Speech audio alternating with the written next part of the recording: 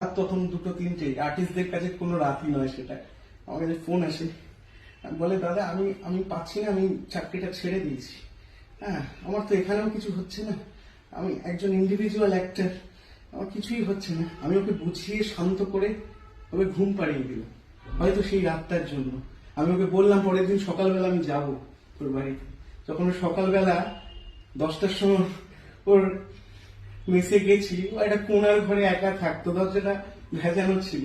দরজাটা খুললেই সামনে একটা দেওয়াল, পাশে একটা ডেস্ক রাখা, ডেস্কের উপরে একটা ব্ল্যাক কালারের আয়না এবং দেওয়ালে লেখা অমলকান্তি রোদ্দুর হতে চেয়েছিল। এবং আয়নাটায় তাকালে ওকে বাঁচাতে পারিনি, ওকে বাঁচাতে পারিনি। ওর ওর স্মৃতিটুকুর মধ্যে এইটা থেকে গেছে, ওকে বাঁচাতে পারিনি আমি।